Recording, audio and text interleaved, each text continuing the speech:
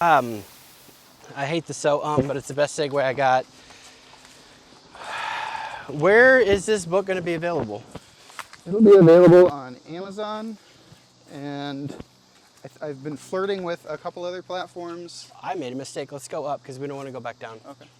Unless, you know what, let's just try it. Sorry. Amazon and?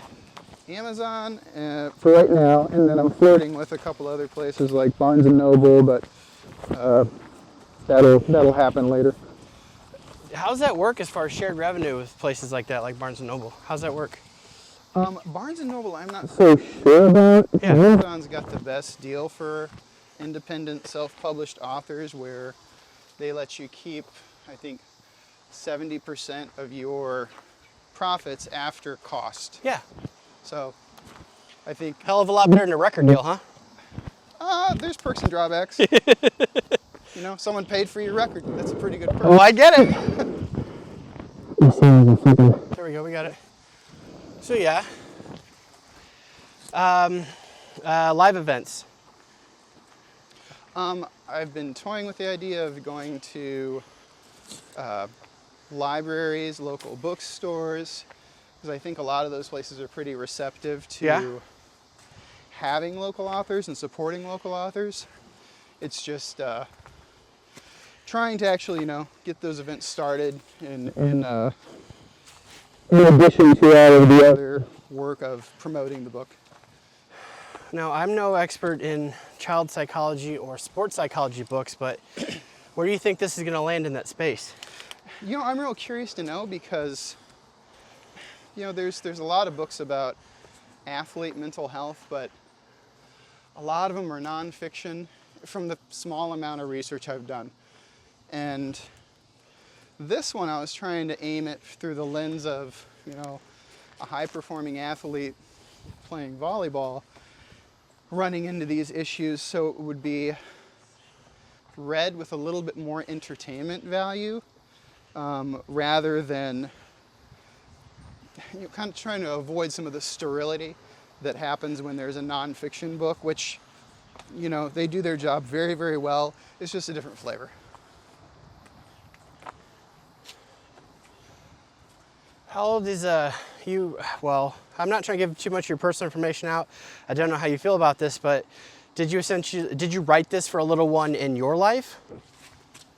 No, I didn't. Well, I guess that's a hard question to answer. Yeah. Because Emily, my wife, had some difficulties when she transitioned from high school to college. Okay. Nowhere near the dramatic effects that, occur in theory Markspurn, but I did pick her brain quite a bit because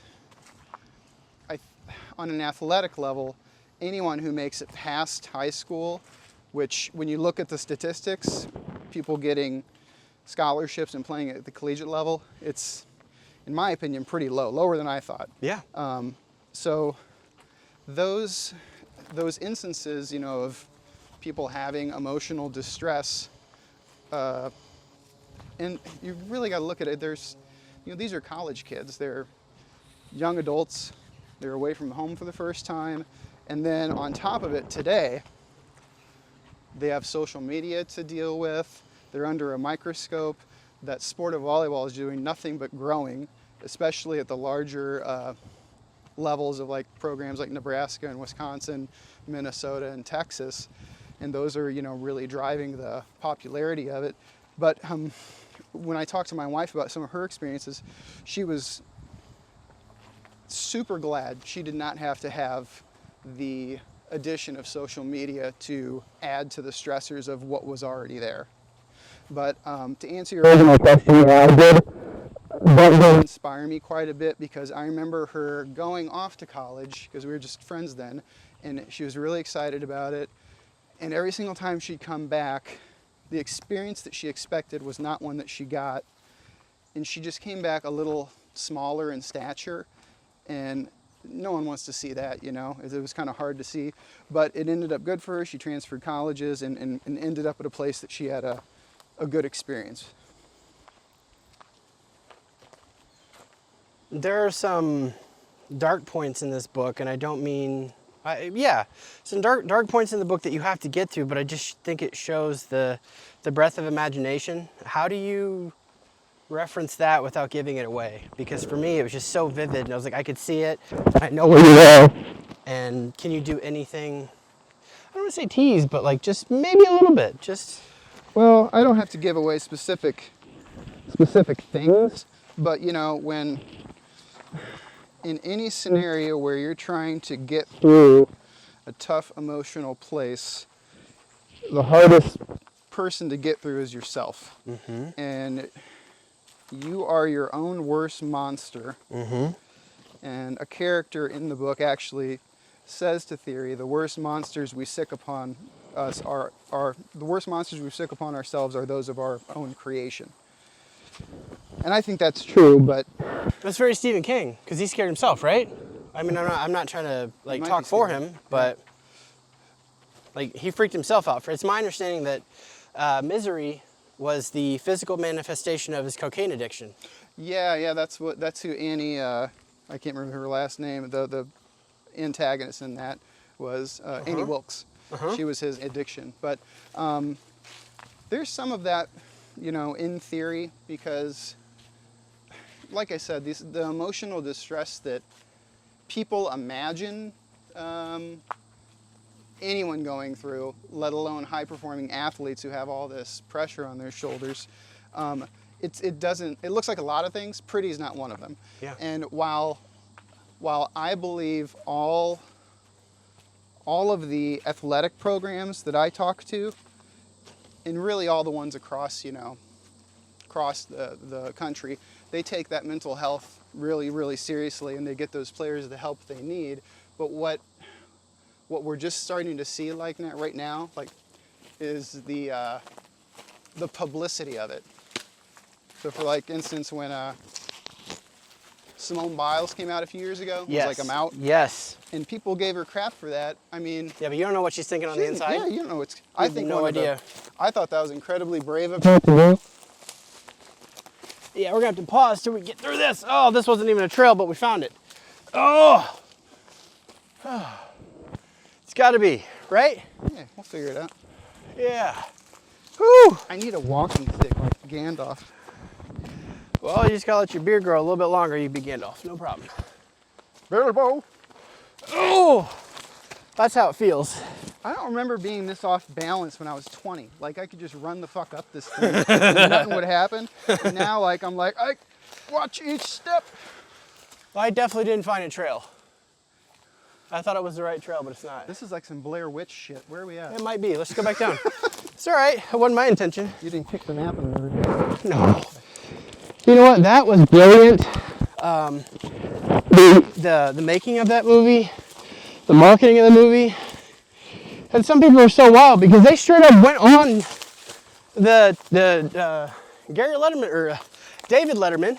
Gary Letterman. Who's Gary? They went on David Letterman to promote the movie. Brother. How do you think these people are lost? Yeah. Well, instead of film, if you saw them reading about the film. But yeah, it's still the gangbusters. Oh, well. That was a good detour. Yeah, just a little too early. Yeah, all right. A little too early. The child psychology and the, what's the word? The demystification and the actual just understanding and destigmatization. I don't know what that word is. To normalize it, that's a lot. And that's why I was asking about your little ones, because I look at it now, unfortunately, where like no one's gonna watch it, but everyone's gonna watch it at the same time. And if my little people decide to turn on any of my art, I want them to get something from it. And I don't wanna have to hide from anything. And it gets weird, but it's like, yeah, I gotta look at it through that lens, and it's gotta be inspiring to kind of carve out your own niche and say, I want to tell a story about an underserved community with a wide, I mean, everyone should be aware of these challenges by now, but it's just who wants to bring up the dialogue. Yeah, and it seems that people are cagey about it, and they're starting now not to be, but I think, when I sit there and think about it, I think when we look at athletes, these high-performing athletes, we hold them with this regard of like, you know, it's the closest we'll ever have anything to comparison to a Roman gladiator. You know, sure. we put them on this pedestal, Yeah. and their humanization gets wiped away in that. And they're still humans with, you know, all the same problems we have, maybe even more. Yeah. And, you know, that's, like I said, they're just starting to publicize some of the instances in which players come forward and say, I can't do this, like the programs could say, the athletic programs could say, oh, they're screwed up their shoulder, or they have an injury, but instead of for them to come out and go, no, they're just overwhelmed. Yeah. I think that's, you know, super, super brave. Yeah. And it builds momentum for other players who are like, dude, I'm overwhelmed too. Yeah, I'm out. I'm Yeah. spent. Yeah. I got nothing else. We are going to have to go through this trail that they have made. Sorry. Yeah. If that's the worst thing that happens, It's right there. That's where it is. We gotta go up there? Yeah. Okay, no worries. Yeah, I can see the trail now. So tell me about your journey with this. How's that been? Writing the book? You know what? Oddly enough, I started taking on characteristics of theory, and I didn't notice them because you have your nose pressed so close to the canvas of the painting, and I'm sure other people, you know, my wife probably saw it because I was so concerned about getting, you know, all of these details and all of these inconsistencies correct and everything, which is, first of all, it's not healthy. So your passion turned to obsession, did it? It did, and I started mimicking some of the things theory was going through with I have to be perfect, I have to do X, Y, Z, or else I'm not worthy. And what I noticed happening was I pulled myself out of that. Ooh, careful. Yeah. I pulled myself out of that pretty quickly, but it gave me a lot of insight into the actual character herself. Oh. Well, but here's a question. Do you think that you've always had those characteristics, you just never shed light on them? Absolutely, yeah. Yeah, whenever like Park was doing anything in the studio, I put a lot of unnecessary pressure on myself for lyrics. Okay. And that was always scary because I was like, it's probably stupid of me, but I thought I'm the one putting the coat of painting on the house. If that's not good, then everyone else's work has been for shit. So I put a lot of unnecessary weight on myself. And at the end of the day, you know, we're just talking about a book. We're talking about writing a song. They're really, you know, I wouldn't say insignificant, but they're simple things. And well, I'm going to play devil's advocate on that because once you publish it, it becomes someone else's. it does. And then what happens after that, and I've thought a lot about this, is whenever you do anything creatively, you open yourself up to criticism, and that's okay. But it's really it is none of a creator's business what everyone else thinks about their product. Yeah, because it's not yours anymore. It's not yours anymore. Unfortunately. I hope that, really none of my business what I hope people get out of it, because I got something out of it totally different. But if I had a hope, it would be that people would learn how to pause, because I think that's a big theme in the book, is just slow down. You know, slow down, take a breath. It's not so serious. Remember the reason why you started the passion in the first place. And a lot of times what's interesting is you'll ask one of these high-performing athletes, why do you do this? And they say, oh, I want to, I want the gold, I want to be champion, all this stuff. And it's like, and I just think that's not a true answer.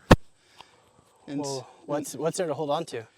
That's the thing, because they're humans, and I think they're wearing this, like you were saying earlier, they're wearing this mask. Yeah.